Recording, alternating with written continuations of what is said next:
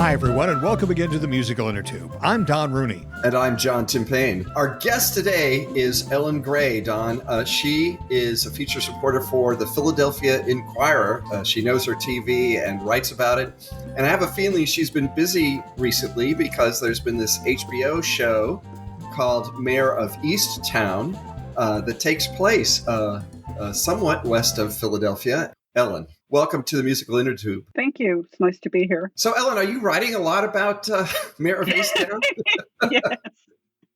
Yes, I'd say that, let's see, I started by interviewing Kate Winslet and Brad Inglesby, the show's creator, back in March for a story that was tied to the premiere on April 18th. And let's see, I just this week interviewed Cassie Mundhank, who plays Maura Ross on the show. She's from Upper Bucks County. I have interviewed Christine Blaler, the Chester County detective who was one of the chief advisors on the police stuff, and who hung out with Kate Winslet and took her early morning phone calls with questions. Let's see, who else? It's just... I think I've talked to everybody but the people who made the vegan cheesesteaks that Kate Winslet ate. I believe that Delaware Online may have done that story. Even if you never watched the show, it would be very difficult to avoid the notion that millions were watching, hanging on every episode, debating it hotly. I'm wondering if you've seen anything quite like the things that Mare of Easttown has stirred up, in conversation about life in Delco, about Pennsylvania. I'm just wondering. Well, let's see. I mean, first of all, as a former TV critic, I think it's a pretty good show. But I've also seen other shows like it. What it reminds me most of are British dramas like Happy Valley and Broadchurch, to which it's often compared. I was going to say that, as a matter of fact, when I was watching it, it seemed an awful lot like Broadchurch. Yes, and it ends very much like the American version of Broadchurch, which was a show only about 5 of us saw. But, Delco gave it flavor. All the trouble they went to be authentic about an accent that nobody outside of 25 miles away could recognize anyway. Now, we heard a lot about that accent. In fact, Saturday Night Live even went to the point of doing a parody of her accent. I will tell you honestly, and maybe this is because I've lived in the area for so long. John and I live outside Philadelphia, and we've dealt with Philadelphia for years and years.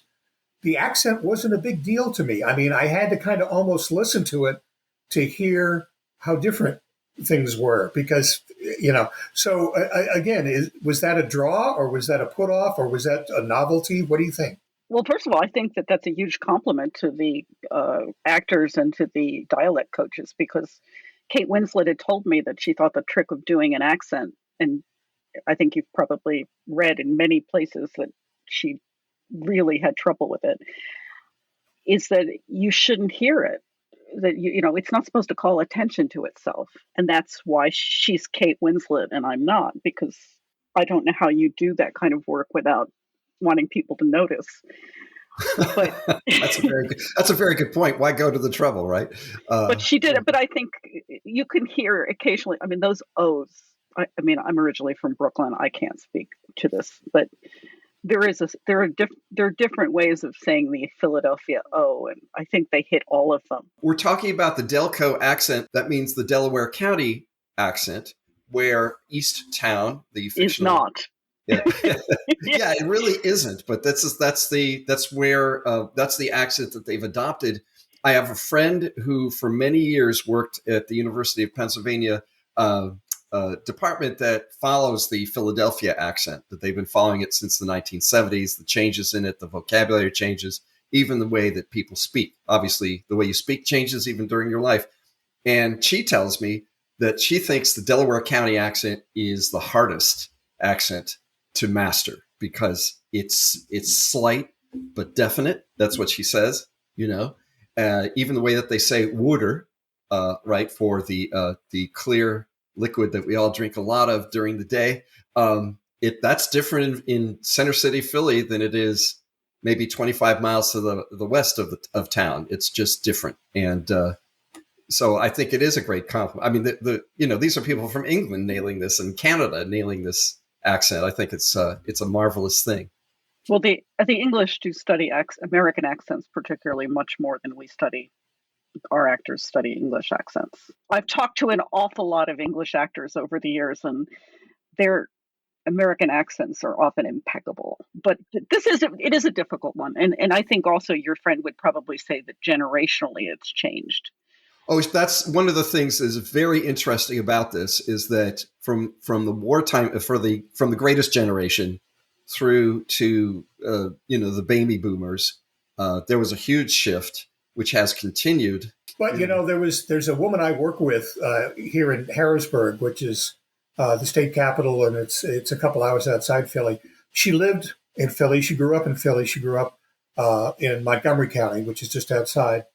And she and her husband moved here for her job. And she was telling me that her husband, not too long ago, said, "Would you like a glass of water?" And she said, "No, it's water. We are not losing that. We're not talking like a Harrisburg person. We're talking like Philly. You say water." So she didn't want her family to lose that Philly accent. So that I thought was kind of funny. Whereas when my older son came home one day from school and used the term Mexicow, and I threatened to send him to boarding school, even though we couldn't in a million years afford boarding school. One of the things I wanted to talk about with the show, I mean, there's so much because it's a very rich series. There's just so much that goes on, so many layers. I'd love to talk about the management of the final episode, if you wouldn't mind, a little bit. Because one is used to, especially in American TV, the final episode usually takes the form of a showdown. People with guns get together in some dank, abandoned warehouse and have a shootout or something, or in an underground parking lot. But that's not the way that you know what I mean. I mean, you've seen it so often. But Mare didn't do that, is my point. I think it was probably because it felt very much, as I said, like a British show, where there's, by the way, very little shooting on most British dramas, partly because a lot of their cops don't carry guns most of the time. Right. It's got a different place in the culture, doesn't it? And also, I don't think it was originally just about the murder mystery. I mean, Brad Inglesby was interested in these characters. It's a very character-driven drama. It's not really an action movie. Who I really loved was her friend Laura. I just thought she, Laurie, just Julianne Nicholson. I think that's her name. Yeah, Julianne Nicholson. Yes, she's fabulous. I mean, the other thing is you've got this amazing cast, and I think that contributed a lot to some of the wilder theories about whodunit, because we're so used to Law and Order, where you can spot the perp by how prominent their IMDb listings are. Exactly. Yeah. That's so good. And so poor Guy Pearce, just like, the man did nothing wrong the entire series, and he just could not catch a break. Everybody was saying he blew her away. He took her to the woods and he shot her. In all the publicity stills, he's hugging Kate Winslet. So I sat back and I said, "But they think he did it." He seems like such a comforting person. But I think again, it's that we're really just so distrustful at this point of everyone in Easttown that you could have. There were theories about everybody. I mean, I was going into the Facebook groups, which is not some place you really want to be after a while. And there were people who thought the police chief. I mean, what did he do wrong? It's not enough anymore. You have to have motive, and I think. I think there were obviously some red herrings, but I don't think that Guy Pearce was meant to be quite the red herring that he became. Maybe it's just the outsider. Also, we want to blame the outsider, but this is the kind of story that it's always somebody close to home. Yes, I was just going to say that it's possible, and I was trying to explain this to somebody. It's possible that story, that subplot, is in the series for its own sake. that maybe it doesn't have a direct connection to the murder. That maybe what we're seeing is Mare, connecting with someone. My God, that could be. And again, it's a lot like English shows, which will do that. So you get to the final episode, and it's not that people need to be blown away in a dank, abandoned warehouse. It's that there are relationships that need to at least be defined, even if they can't be fixed. And I think that happened a lot in this last episode. There was a lot of, she does have the rapprochement with Laurie, which I felt very satisfying, very hard to watch. And she goes into the attic, which I also interviewed the therapist, Ariel Stern, who was a consultant on the series. And that attic scene came out of conversations she had had with Brad Inglesby and Kate Winslet, I think. I mean, this is really a show about somebody who's been deeply hurt by, her son's suicide and her father's suicide, who's considerably damaged and who achieved some level of healing over 7 episodes. And the only way you're going to get people to watch that is if you murder a few people. Yeah. I do think that the final shot of her ascending the ladder is very poetic. There's something very symbolic about it. It's a moment of choice and self-definition, something she hasn't done for years. It's something you don't really especially want her to do it because it's going to be very painful, but she has to. And what I liked is that they didn't go all the way into the attic where you'd be kind of distracted by, look at all that shit she's got around. Excuse me. I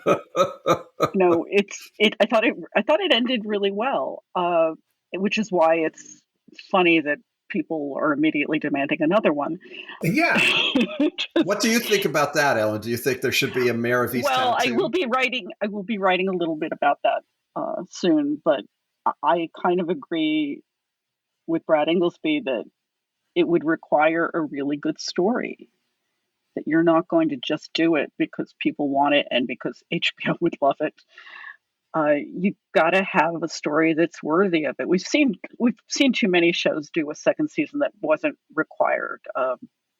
Big Little Lies, the second season was not nearly as good as the first season. Right. I would probably put Broadchurch in that, I think. Broadchurch was 3 seasons, and I think the second season was pretty good, as I remember. It was the third season where I could have done without. Yeah, maybe I'm thinking the third. But I mean, one of the funny things about Broadchurch is when they brought it to America, they brought David Tennant, but not Olivia Colman, and they gave him an American accent. I was just going to say, I didn't see any of the Americans. It was called Grace Point, and Fox had it. Yes, and we watched it very, very similar with a slightly different ending that would look familiar to you now. In that dank garage with a shootout and all that. No. But the thing is, it turns out that as much as I adore David Tennant, the Scottish accent is a huge part of his appeal, it turns out. And Olivia Colman became a breakout star, at least in England, with Broadchurch. Oh, that's right. That's where the world discovered her in some ways. Yeah, I remember interviewing her in LA and being utterly charmed. I mean, she's just wonderful. But she was talking about how all of a sudden she couldn't take the bus because people wanted to know who had done it. And they were just, she had been living an ordinary-ish sort of life, and now she doesn't have that. And right. Broadchurch was the dividing line. She's had nothing but good things since. I was just going to say that in the few years since, she's shown she could do just about everything. Yeah, she probably always could. Yes. But she looked enough like an ordinary person that she wasn't going to get that role without a breakout like this. Whereas Kate Winslet is going from the other direction, where she's having to kind of look less like Kate Winslet, the Kate Winslet we're used to, in order to portray a character. And I think she did a nice job with it. Yeah, could you talk a little bit more about that? Because Kate Winslet for a long time was known as this actress who one was going to see in the buff at some point in every movie that she was in. I mean, it just happened all the time, and she was known as a sex symbol as well as one of the best actresses on the planet. I never really thought of her that way, but go ahead. I mean, the part of seeing her in the well, John, we did see her in the shower in one of those episodes. That's true. This is something that they do this is something that they have done to actresses so much that I don't know that you can point out to anyone and say, "Oh, this is what they're known for." Hollywood is known for making women shower a lot in movies, right? And we can, but at least we can at least say that for American audiences, this was a Kate Winslet they had not seen. Yeah, I think of her more as being, she's supposed to be the queen of the corset dramas. Yes. Although she pointed out to me that she hasn't actually worn corsets in all of them. But let's talk about her character Mare, who gets pretty beaten up in this series, not just psychologically but also physically. She sprains an ankle, she hurts an arm, she's got a hand in a bag when she's in that shower. She really went the distance to slog through with this character, I think. I think she kind of enjoyed that. I mean, I think, for instance, not having to spend all that time in makeup has some advantages. Did she do it without? I mean, she did it with a bare minimum of makeup. Is that correct? She said no makeup. Because my first thought was, wow, that's really good makeup. And she does wear makeup in a few scenes where a woman would be wearing makeup, like going out on a date or something like that. 4 inches growth of hair or whatever. That wasn't deliberately ombre. That was to show that she had not been to a hairdresser in quite a while. That's a wonderful choice for her to make. I guess, I'm amazed. I guess she was one of the executive producers. Am I correct? Yeah. For the show? Yeah. I just think of her as so detail oriented. I think she might have been lugging around a notebook full of Post-it notes. Oh, I'm sure.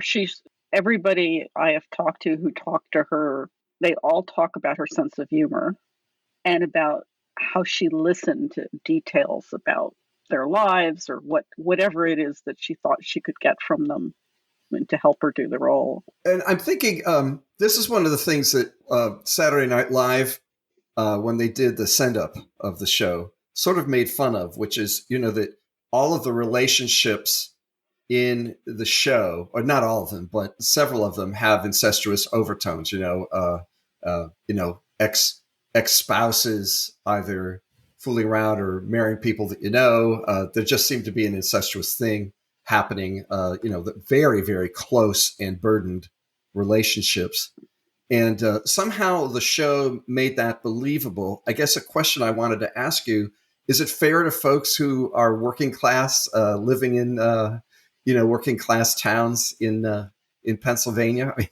The only analogy I would have, and I've grown up in a lot of places, including small towns, but my Brooklyn neighborhood as a kid, everybody had, and in my own family too, there was a big Barbara and a little Barbara. There was a big Jim and a little Jim. There were everybody, people. We lived in 3-family houses, and my grandmother lived downstairs. We lived upstairs, and so did many of my friends. Had similar things. People were related. People used to live closer together. I don't know if it's a working class thing particularly. I just think that there are still places like that where people are pretty related. Brad keeps saying that, this was inspired by people he grew up with. Now, we should point out somewhere that Easttown is not in Delaware County. It also doesn't look like anything like the place. He liked the name. He thought it sounded generic. Well, I took a drive when I first saw I saw 5 episodes of the series before it started. And one Saturday afternoon, I got in the car and I drove over there just to see Easttown. And, when you plug it into a map, just a town name, it takes you to the geographical center. Right. And the geographical center of Easttown, from where I was coming from, was in the middle of a housing development full of McMansions. And the rest of the area was all kind of horse farmy and nothing like what I had just seen in this show, which was, as he says, filmed in places like Aston, Coatesville, right? Some other, it has his wife is from Aston, and I think that was part of the, that accent he was familiar with. Well, it's and people who have lived 5 miles away have been confused by some of these distinctions themselves. I mean, it gets really complicated as to, And some of it was townships. filmed in Philly. I mean, there's scenes in Forbidden Drive and Right. Wissahickon and things like that. So I'm looking at it saying, I know where that is. And it's not Yes, where I was saying the same thing with some of the shots of the Wissahickon. I think I know where they were. There is a creek called the Wissahickon, which actually goes through, much of it goes through the city of Philadelphia's boundaries, and it has one of the longest stretches of virgin forest in a city anywhere in the world. It's quite wild, actually. Even parts that are only maybe 5 miles away from human habitation. And I think that's one of the reasons it made for such good filming in the show. Is some of these places look like they're miles away from anywhere, which they feel that way when you're there. The place where they find Aaron, for example, is an especially sort of abandoned outcrop of rocks in the middle of the creek. And everyone knows where the Wissahickon is. I think somebody told me that when they were doing the scene with the divers, the big problem was that it was only, it wasn't even a couple of feet deep. So they were basically could have stand in the creek. Yes, I was wondering where it's deep enough for divers to go. I think it's deep enough for people dressed up as divers to pretend to be coming out of the water, I guess. Right.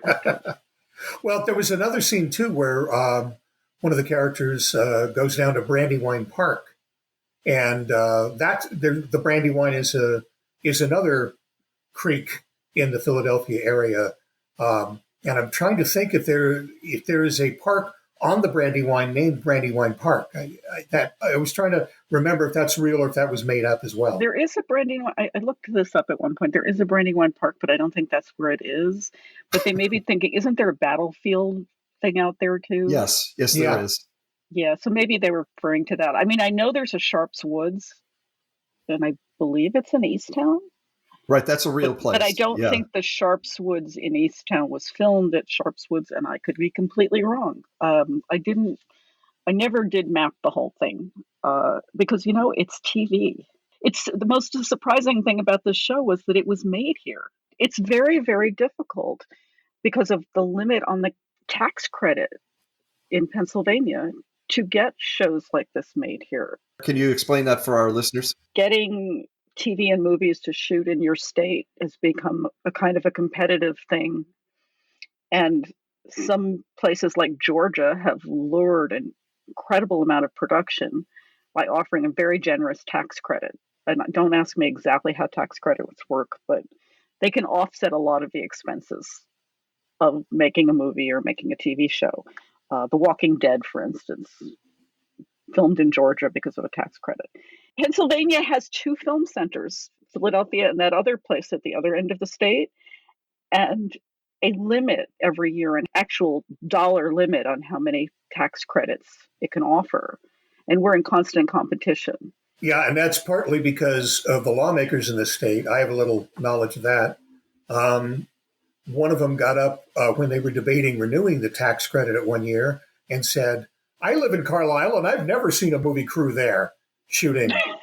So therefore, I don't think we should have that tax credit. And so, there's a huge misunderstanding, not only about how they work, but about whether or not they would draw film crews here. Although there have been a number of films shot in Philly. I know M. Night Shyamalan, thank you. Shyamalan. Well, he also is based in Chester County. He's an unusual thing in that he makes movies here, he also has made, he's also made them in other places. But yes, he tries very hard to stay here.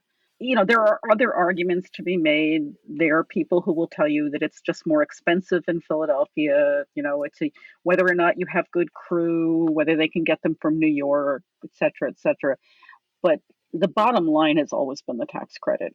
Everybody says it. And I know Brad Inglesby wrote at least one movie, maybe more, that were set in, there was something called, I think, American Woman, that was set in Delaware County but filmed elsewhere for this reason. He didn't even know for sure that they were going to be able to film this here.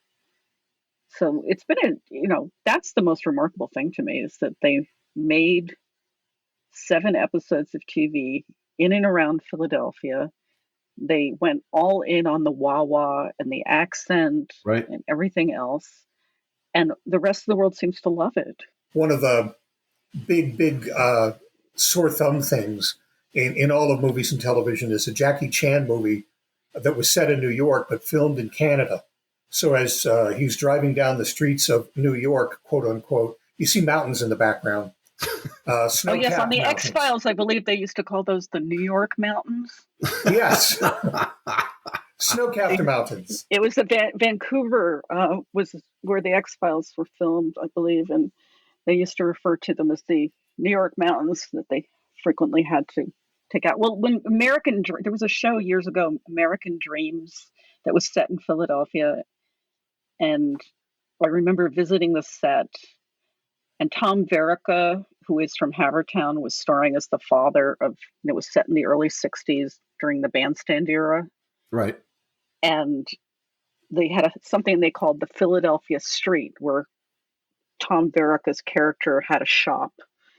And if you looked up the Philadelphia Street, it was shot at Sunset Gower Studios, which is the only studio, I believe, that has a view of the Hollywood sign. And you look down Philadelphia Street, and the Hollywood sign was right there. It was just such a perfect metaphor. And so they had to, CGI out it constantly. Yeah, I guess. Right. Another TV show that has that Philly background that seems to have done well by it is The Goldbergs. Yes. That really, really sells Philly and sells the fact that they're living in Philly, I think. And it's also a retro. I mean, it's 80s Philly. And briefly for the school, the spinoff was set in the 90s, essentially a Penn Charter.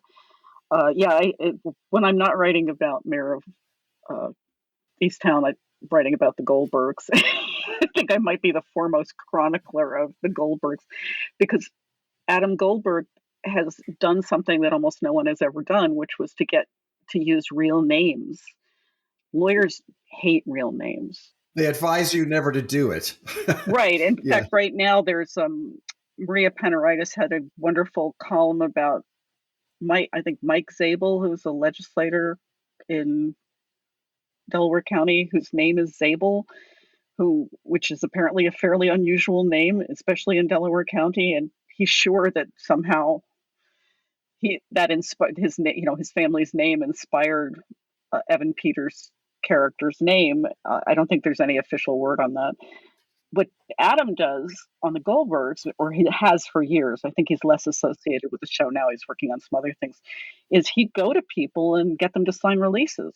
I once spoke to the Rotary Club in Jenkintown, and before I started, I asked people to raise their hands if they'd ever been mentioned on the Goldbergs or knew somebody who'd been mentioned on the Goldbergs, and every hand in the room went up. It's funny because since we're talking about verisimilitude in a way, since we're talking about where the show was made, much of the Twitter traffic about the show was, as Twitter often tends to do, picking apart the best aspects of the show. And they were discussing whether or not people in Delaware County would actually do certain things. For example, when the English professor tries to comfort Mare by bringing her a basket full of cheesesteaks, no one would do that.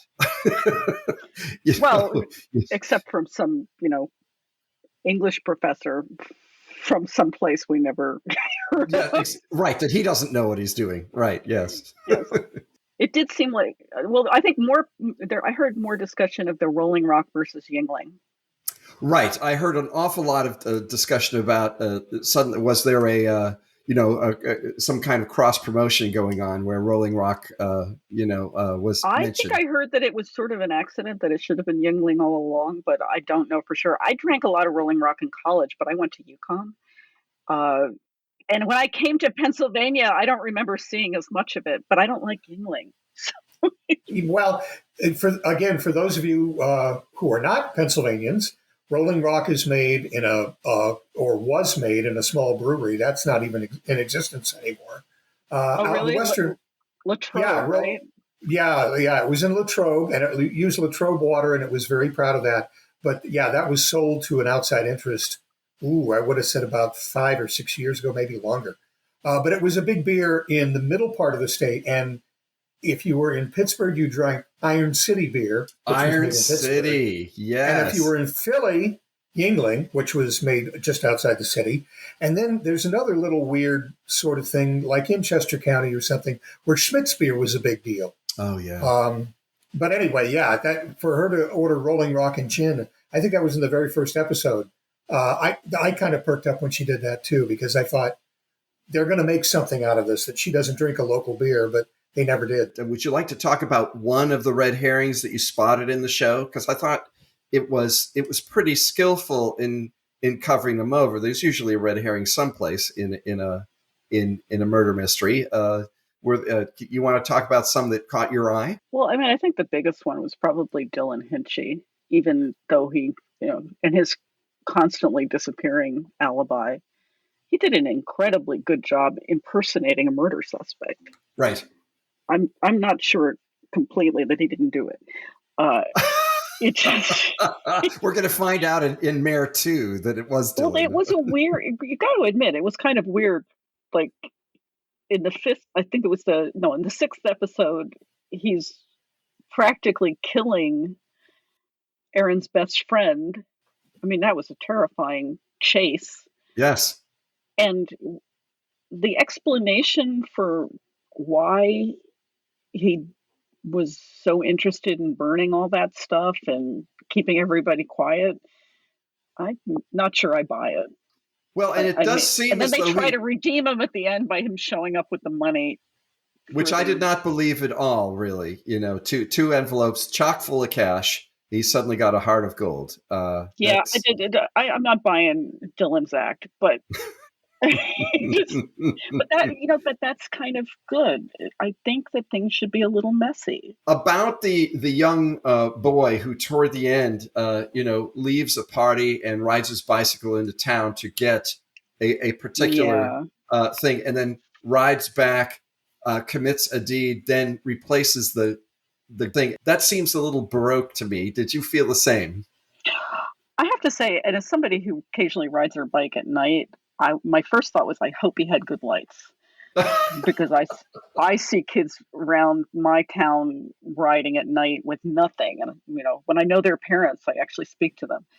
But it did seem like a little bit of a stretch, and at the same time, I think it probably served its purpose. I mean, it's interesting that it was too far for Erin to ride her bike, right?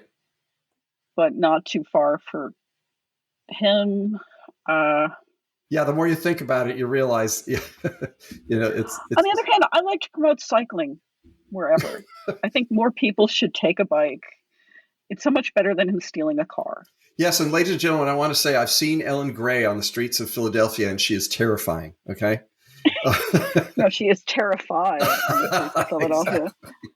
Yeah. Hey, let's ask one more question here. And this kind of goes back to something you said earlier, Ellen, about how the fact is that people have really not only accepted, but sort of gotten into the Philadelphia setting of this story. And I know that a lot of people have gotten into, over the years, for example, Boston, stories that are very thick with Boston references and made by people like Ben Affleck, who grew up in Boston. Is there a good point, or is there a selling point to the general public for taking a story and seeping it as deeply in the details of a region or a city as Mare did and other shows have? I don't know. I do think that it adds to authenticity. I mean, I'm a big reader, and one of the things I love about, say, a mystery is not usually the mystery part. It's the, where is it set? Who are these people? Especially if it's a series, you come back for the people. You're not coming back for the mystery. Right, exactly. Or at least I'm not. And I think, there's a lot of mysteries out there, and we've seen so many settings. Philadelphia is still not as well known as Boston as a set, and certainly not as New York or Los Angeles. I think it offers something in the same way that we started seeing a lot of English actors, years ago showing up in American TV shows. It's not just that they study American accents in drama school. It's that they were considered new faces here, but they were experienced. And so the British invasion was a lot about getting new faces onto TV. And we're kind of a new face. True. Yeah, that's true. That this region, it's funny. I think that some people watching it, I was with a bunch of Southerners watching the last episode, and I got the sense that they found the setting and the people a little exotic. Yeah, that's us. We're exotic. Well, I mean, we'll know for sure if there's like a Delco bus tour. Yes. Tour of the Stars homes. Yeah. Tour. This is where we think Mare lived. And John, I hope you were hospitable and offered them a glass of water. Yes, indeed I did. Brad Inglesby's planning to move back to Berwyn this fall.